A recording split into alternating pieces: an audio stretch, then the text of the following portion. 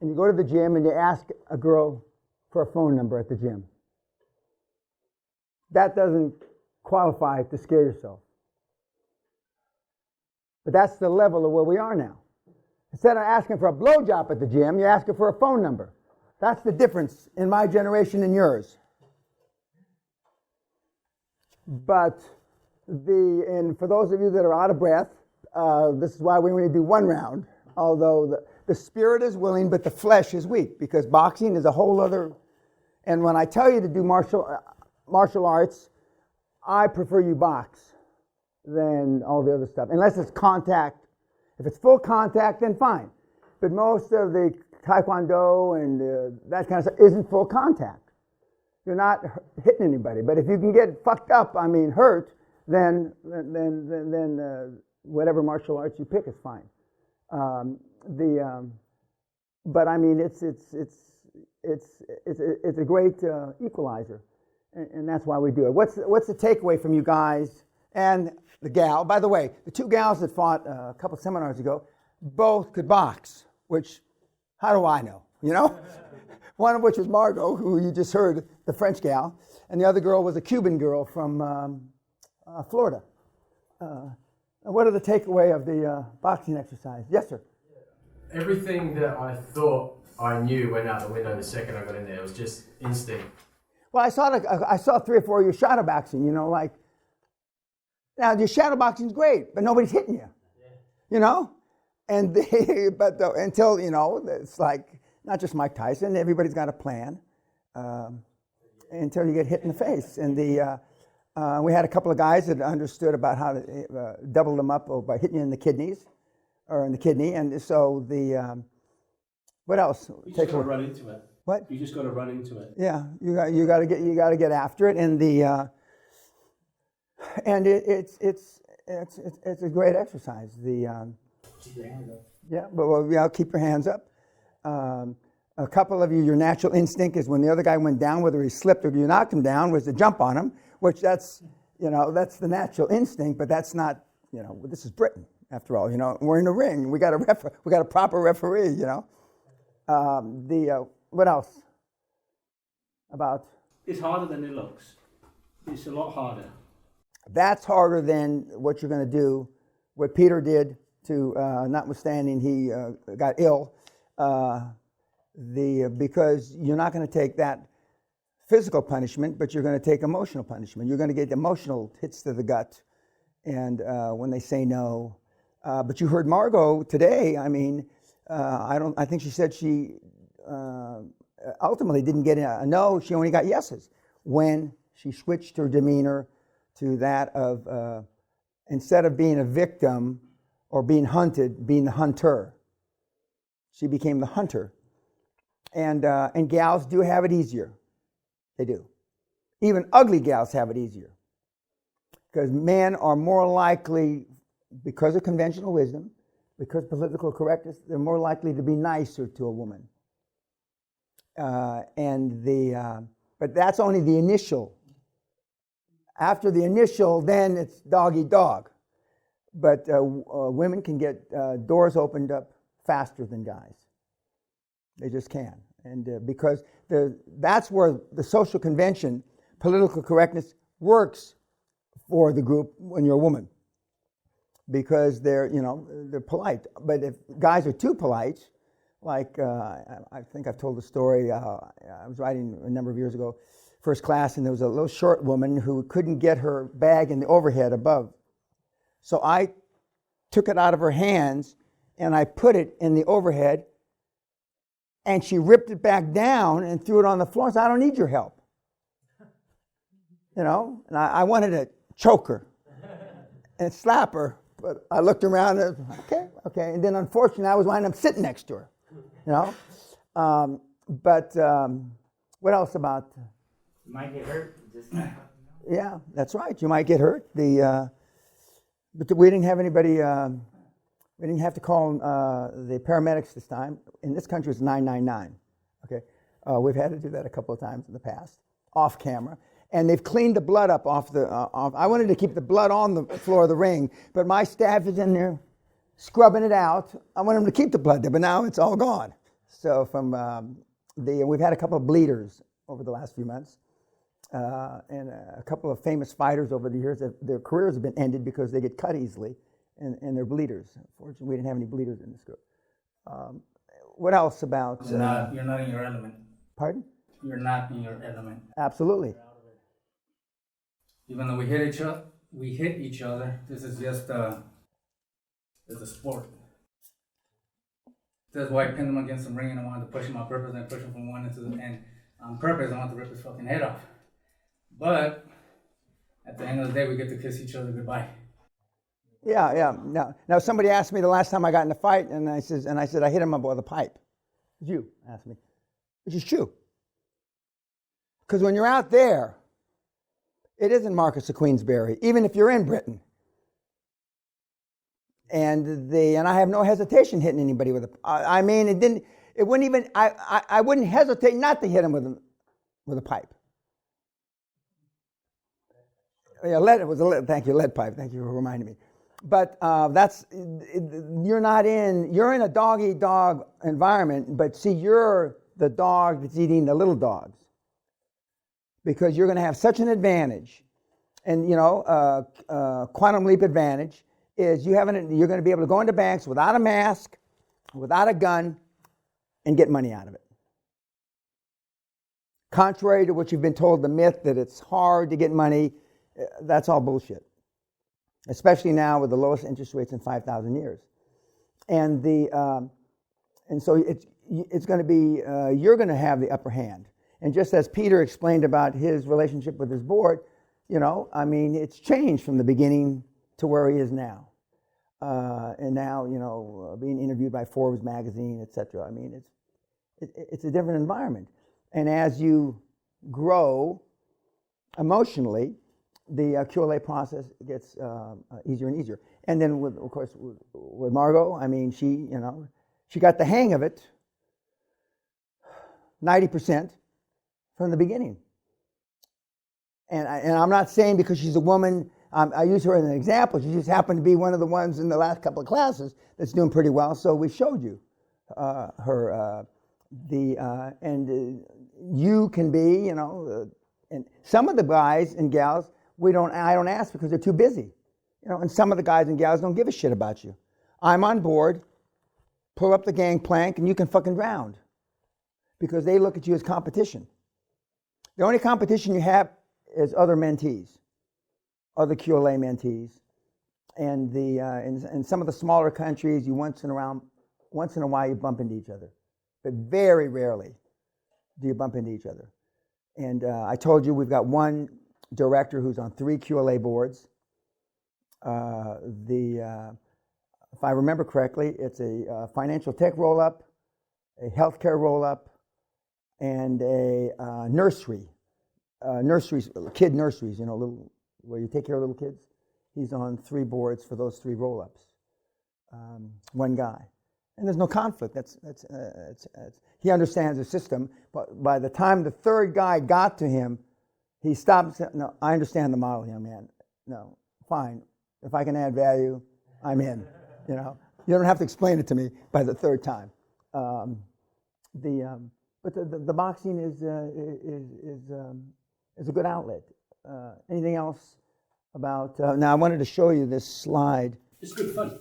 Yeah, It's good fun. it is good fun. And I wanted to show you. I had forgotten I had this email. Very seldom do you ever see Warren Buffett's name on anything.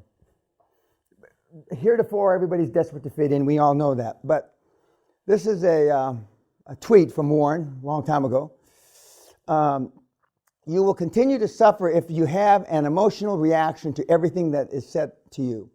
True power is sitting back and observing things with logic. True power is restraint. If words control you, that means everyone else can control you.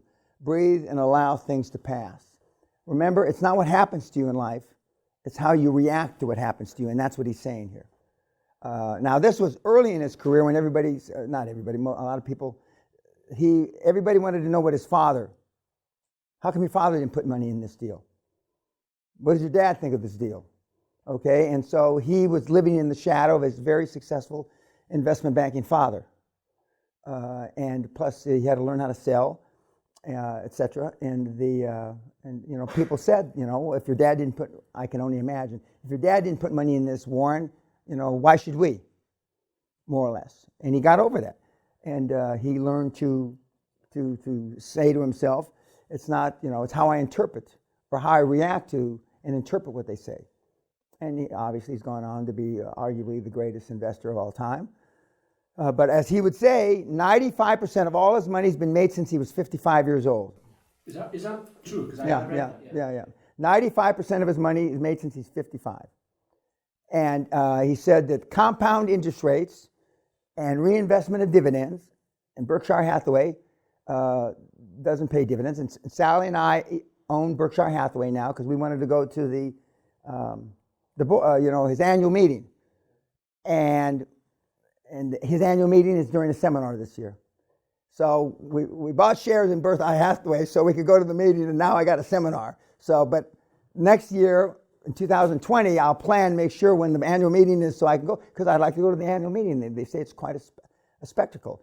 And I do have mentees that have been shareholders, and some of them are up there, shareholders, and they say it's quite a spectacle. And not everybody there is a high-performance person. Of the 35 or 40,000 people that show up, because a lot of mom and pops, they say, I don't know if it's true, but they say, half of Omaha owns Berkshire Hathaway stock. I don't know if that's true or not, but I mean, he is, and remember, Zuckerberg, Klaus Kleinfeld, Warren Buffett, Bill Gates are introverts. And they're not alpha males. And they're at the end of the continuum that I'm not. Okay? And 98% of the high performance people are not alpha males. 98% of my Hall of Fame are not alpha males. Or not, if you're a female, an alpha female, they're just regular people like Peter, and I fully expect Peter, if he doesn't step on his dick, it'll be up there sooner than later, just as I fully expect Josh to be up there sooner than later. And both are just, regular individuals. And again, it's, I'm sure you're asking questions, and Peter's probably sorry he came now, because, and he paid to come, from all the questions that you ask him. And so I'm appreciative that he's willing to partake. Not everybody that is super successful will answer your questions. They wouldn't piss on your face if it was on fire. Some of the guys are really, they've taken my mantra of being selfish to heart. They're not in any way, shape, manner, or form want to assist you, because, you may be taking, 5,000 or 5 million out of their, lunchbox. And so, but for the most part, the guys and gals are pretty receptive. Anything else? Now, so Warren says this, but unfortunately, early in his career, he suffered from gross national happiness syndrome, GNP, because he wanted to make everybody happy. And you heard Margot, she's a pleaser. Now, most of you in this room have been raised by pleasers. At least one of your parents was a pleaser. Normally, it's your mom.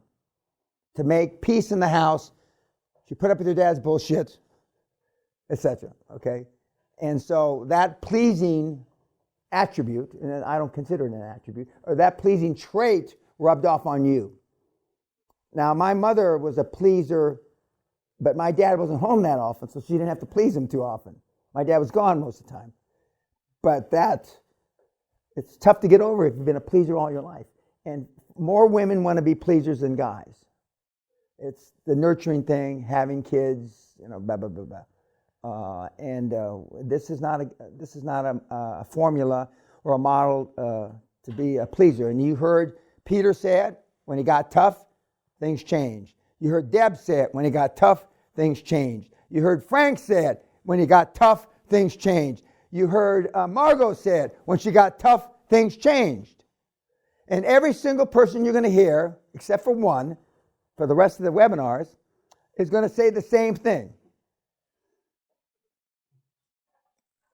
But they all come out of the blocks I won't say like mice, but they come out of the box with, if you can win them over being nice to them, remember the word nice, I don't like. If you can win them over, then, why not? And you know that old saying, you catch more flies with honey. I have some bullshit than molasses, or there's some bullshit. But that's bullshit. That's for molasses and flies and honey. That's not here. When they respect you, they come on your board. When they respect you, the banks lend you money. When they respect you, they put in equity money, as they did twice with Peter. Respect is the operative word, not love. Not even like. I don't even want to ask Peter if his board likes him. But now he's leading them to victory. Now their equity shares is worth something. So they may not like him at all. And a lot of people don't like me, but they respect me because they know that I'm a rainmaker. I know how to make money. But remember that. I mean, and in the boxing ring, I mean, you're not there to please. A couple of you started your boxing matches like you were pleasers, but as soon as you get knocked in the face or on your ass, all of a sudden the Neanderthal in you comes out, and you could see it. We saw some violence, which is good, okay, and not physical violence in building a board, not physical violence in going into banks, because you might get arrested in a bank if you got violent. The days of choking a banker are done. I might have been the last of the generation to ever lay hands on a banker before, which I have. Those stories are mostly true. They've been exaggerated now. The more years that pass, the more violent I was in those 3 or 4 examples that they make of me pulling the guy over the conference table. Okay. Now, I have pulled people over the conference table, but I didn't beat him to death. Now the story is I beat him to death, and I ran off someplace. That's not true, but I have pulled people over the conference table before. Okay, anything else? Now, tonight we're having dinner in the pavilion. Tonight is steak night, and you should have been asked if you want, for those of you that are having steak, whether you want it rare, medium, or whatever, you should have had all that. There are other things, I believe, for those of you that aren't going to eat steak. It's one of the meat nights that I have. And then there's another movie of a ruthless asshole tonight. And every night they get a little more ruthless. And the crowning, the night before graduation, the night before the last day, is the biggest asshole of them all. And you won't guess who it is. Because his legacy has been painted so fucking wrong through his philanthropic stuff. Now, he was a big asshole, but I mean, you won't guess. You won't guess. And it's different than from when Peter and when you went through the seminar. It's different. It's different. Okay. What time is it? Who's my 5:30? Who's my 6? Who's my 6:30? Okay. Okay. You understand why we do one round now? You were, most of you, not all of you, but most of you were. My dad didn't believe me. He says, really? Get a video. I want to see it. Yeah. Well, it'll be on YouTube. I mean, politely we'll just say you were winded. You were slightly winded. Some of you were a little more winded than others. Okay, well then, if there's no more questions. Is it going on? It goes on YouTube, is it? Yeah, it's going on YouTube. Oh, it's not good because he wants to see it. Okay, Kat, it's all going on YouTube, right? Good. Yeah, yeah,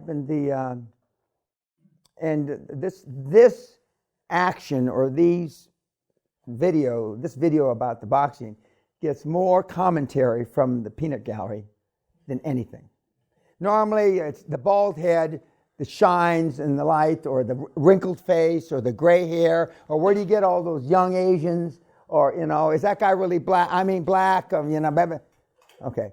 But the boxing, they get the bullshit. Everybody's an ex-Tyson, or Ronda Holyfield, or Sugar Ray. Everybody's got a fucking comment. Of course, they're there, and you're there, and he should have hit him with an overhand right. And wasn't that punch too low? And he should have bit his ear off like Tyson did, of course, it's tough to bite off the ears through the head deals. But so there'll be a lot of comments, and I'll read them, and some of them I'll pass on to you. Okay, YouTube, thank you.